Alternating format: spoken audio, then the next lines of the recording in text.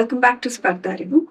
So, ಇವತ್ತು ನಾವು 6 months current affairs related to international relations ನೋಡೋಣ. The first topic, Washington Accord. So, ಏನಿದು Washington Accord? ಯಾವ country ಮಧ್ಯೆ ನಡೀತು? We'll see from the basic. ಯಾವ ತರ questions ಕೇಳ್ಬೋದು? Direct question, factual question. Washington Accord is related to which countries ಅಂತ ಕೇಳ್ಬೋದು. So, it is a peace. Okay, it is a peace accord between Democratic Republic of Congo ಮತ್ತೆ Rwanda. See, almost in 5 years in the Democratic Republic of Congo ಮತ್ತೆ Rwanda ಮಧ್ಯ there was border issues ಕೂಡ ನಡೀತಾ ಇತ್ತು, genocide ತರ war ಕೂಡ ನಡೀತು. So ಅದಕ್ಕೆ US ಮಧ್ಯ ಬಂದ್ಬಿಟ್ಟು they initiated Washington Accord. So ಏನಿದು, what is this conflict all about ಅಂತ ನೋಡೋಣ. First we'll see the location. See, this is Democratic Republic of Congo. Just ಅದರ east ಅಲ್ಲಿ you are Rwanda. Now international relations static part ಓದುವಾಗ we'll also read about Rwanda, Burundi issues. Now we'll see history. See, 1994 ಅಲ್ಲಿ Houthi extremist ಅಂತ ಇದ್ರು. ಎಲ್ಲಿದ್ರು ಈ Houthi extremist? They were in this Congo region, Democratic Republic of Congo region ಅಲ್ಲಿ ಈ Hutu extremists ಇದ್ರು. They went and killed Tutsi people. Tutsis ಅಂದ್ರೆ they are the minorities. ಅವರು this entire region, ನೀವು ಏನು the eastern belt ಏನು ನೋಡ್ತಿದ್ದೀರಾ, ಈ entire region ಅಲ್ಲಿ they are spread, they are considered as minority, but initially they are from Rwanda region. Our minority people, they are also spread in Burundi. So it was basically a tribal conflict. Okay, a tribal conflict, it escalated.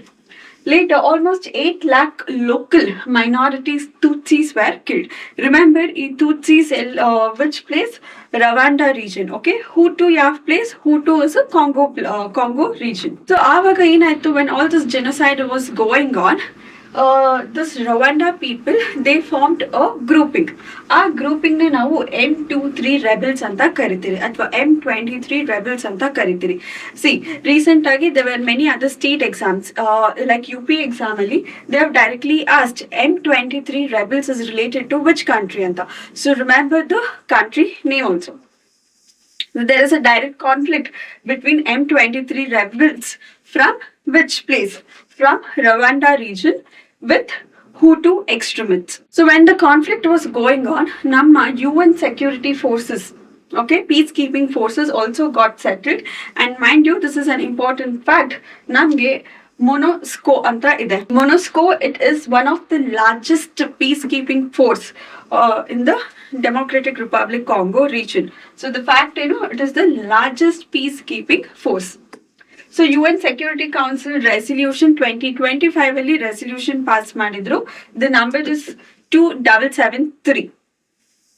Why it is, ಏನಕ್ಕೆ, what is this importance, ಯಾಕೆ, why there is so much of conflict in this eastern region ಅಂದ್ರೆ, and why Donald Trump is so much interested, why he started Washington Accord ಏನಕ್ಕೆ, if there is any economic importance, aವಾಗ ಮಾತ್ರ ನಮ್ಮ Trump will come and he'll do this peace process.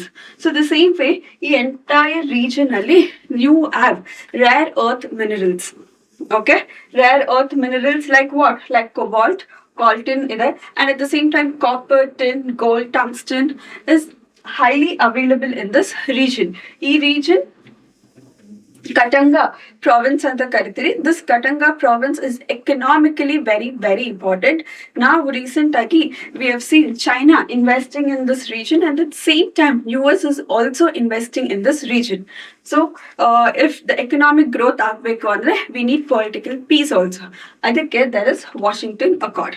So from exam perspective, namge 3 to 4 points is very important. Yeah, that the Washington Accord is related to which country?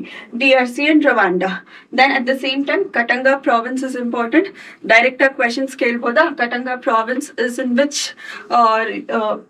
area anta. Then at the same time, also remember MONUSCO and UN Security Council resolution 2773.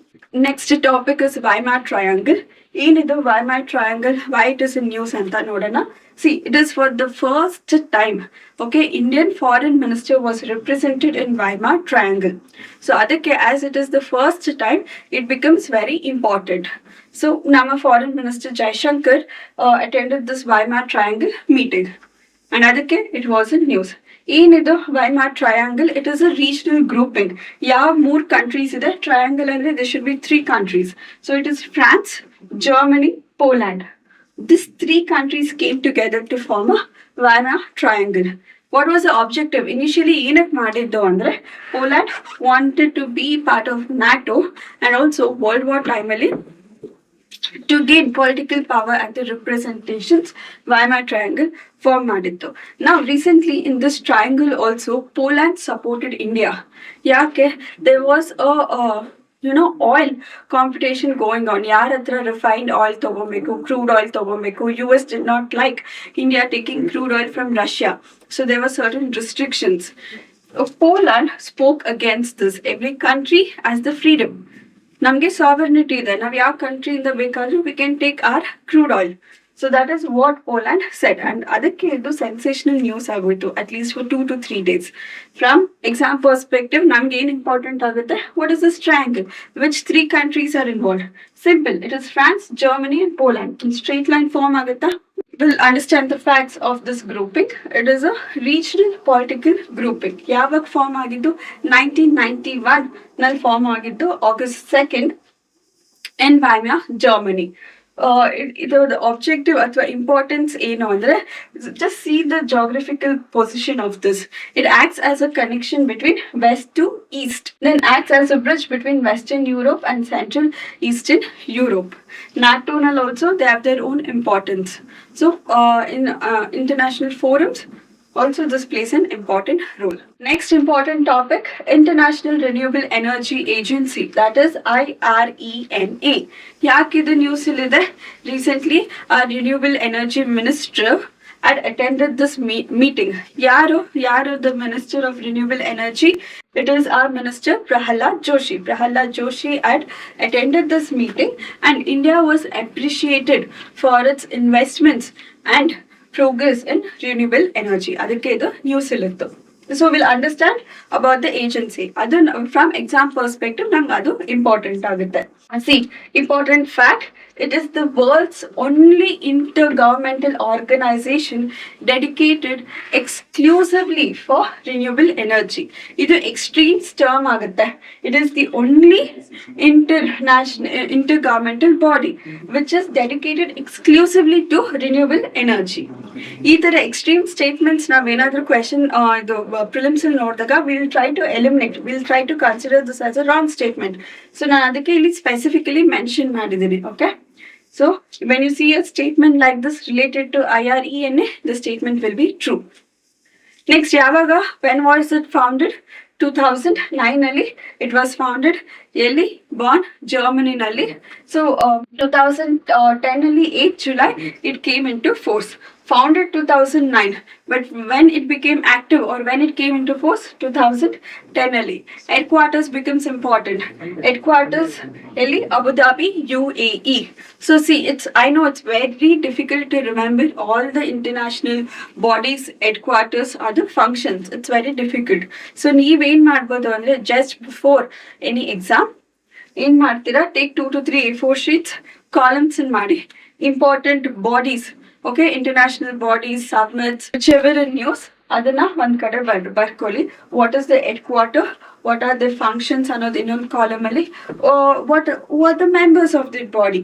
Okay, if India is there it becomes important, if India is not there also it becomes important.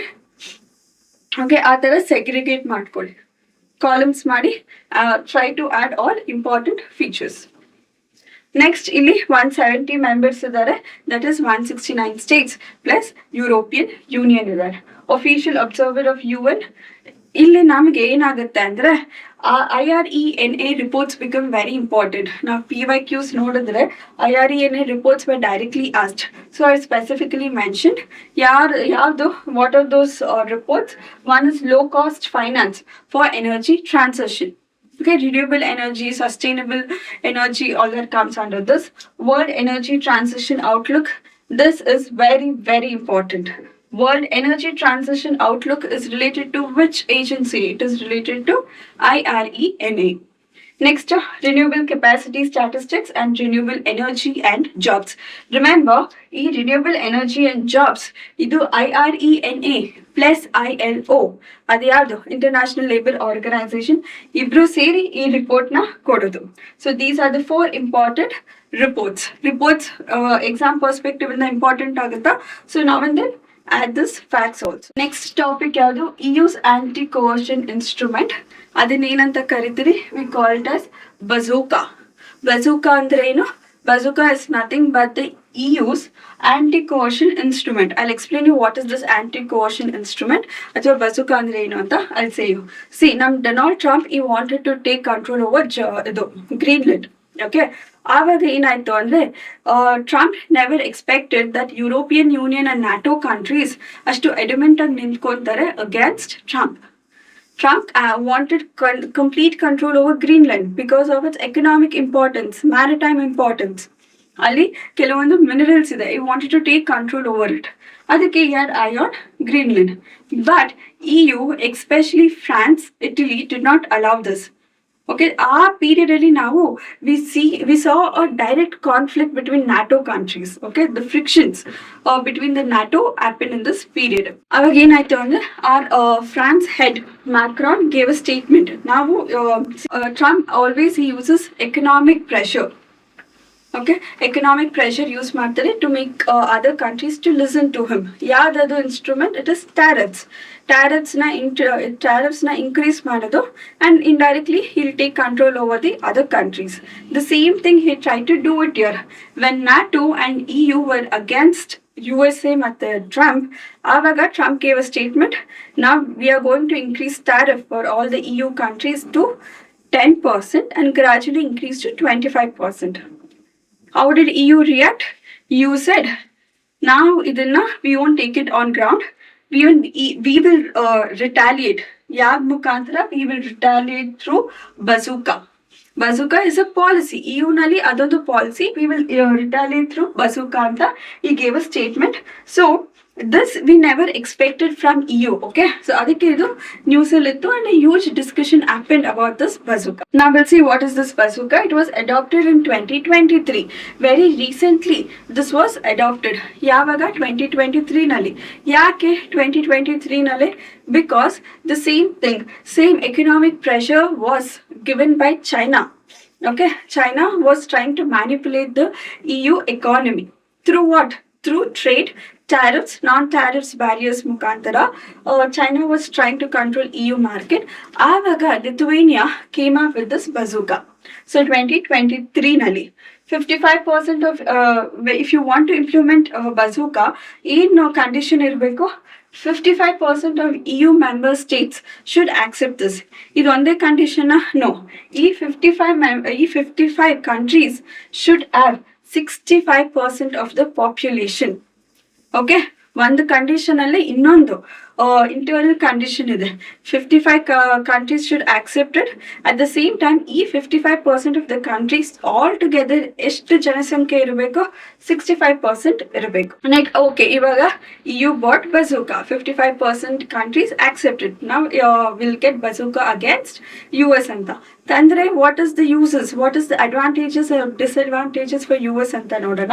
See, ಇವಾಗ they can increase the tariffs ಮತ್ತೆ trade barriers ನ increase ಮಾಡ್ಬೋದು. Let it be tariffs are the non tariffs also. Non tariffs ಅಂದ್ರೆ ಏನು?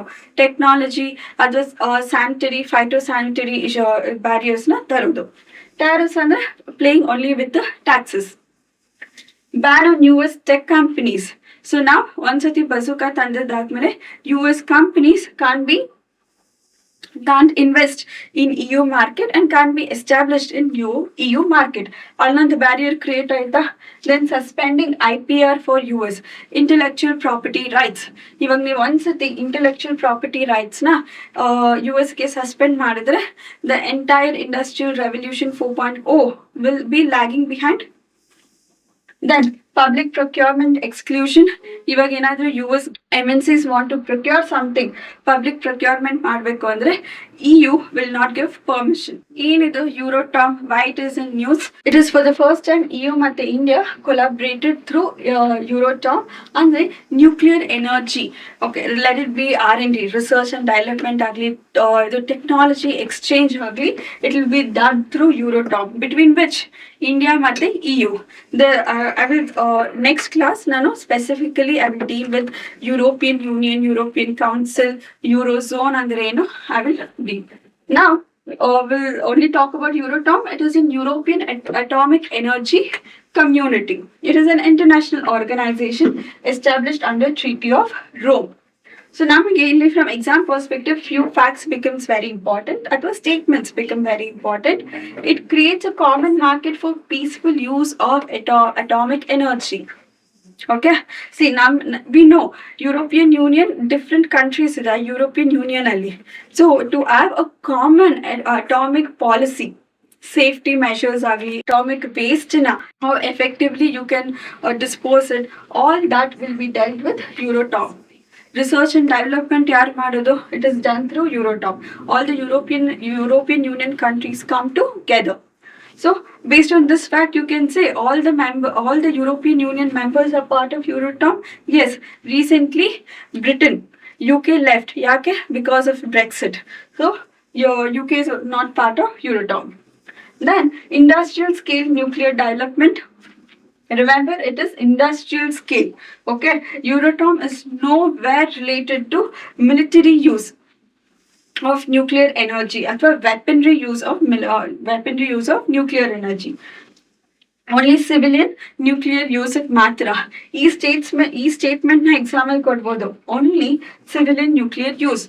Now we extreme word only nodbittu we may eliminate it. No, adakke I am specifying extreme statements in my notes also. Objective ಏನು only civilian nuclear use. ಮತ್ತೆ ensuring safe nuclear waste disposal, maintaining nuclear safety standards. All these are the objective of Euratom. Exam perspective in the for quick revision, Euratom is related to EU. Yak news ilittu because India collaborated with EU's Euratom. See, nuclear energy is also an important topic. 2026 it becomes a very important topic. Yake we have the Shanti Act. Then budgetally we add small modular reactors. Huge funding needed. The central government had given huge funding for that. And also Kalapakkamali we reach the criticality. Andre, we already know we have 3-stage nuclear policy and we reach the criticality. Andre, we are very close to the second stage and the artha. In this class, these are the few important international bodies which we discussed. There will be part 2 and part 3 also. See, what I advise students is, ಈ 1.5 years ಯಾವ body news ಇರುತ್ತೋ, just jot down the points, which is the body, ಇಲ್ಲಿ headquarters ಯಾವುದು, members. ಇಲ್ಲಿ members ಅಲ್ಲಿ specifically highlight whether India is part of it or India is not part of it.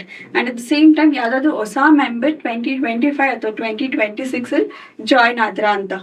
And functions. ಈ ತರ tabular represent ಮಾಡಿದ್ರೆ it will be easy for you to revise as well as recollect. In the same way ನೀವು submits ಕೂಡ ಮಾಡ್ಬೋದು. 2025 ಅಲ್ಲಿ ಯಾವ್ಯಾವ summits ಆಯಿತು, 2026 ಅಲ್ಲಿ ಯಾವ್ಯಾವ ಸಬ್ಮಿಟ್ಸ್ ಆಯಿತು, what is the motto of the summit, what is the location, ಯಾವ್ದಾದ್ರು ಇಂಪಾರ್ಟೆಂಟ್ ರೆಸಲ್ಯೂಷನ್ ತಂದ್ರ, all that you can write it you. Thank you.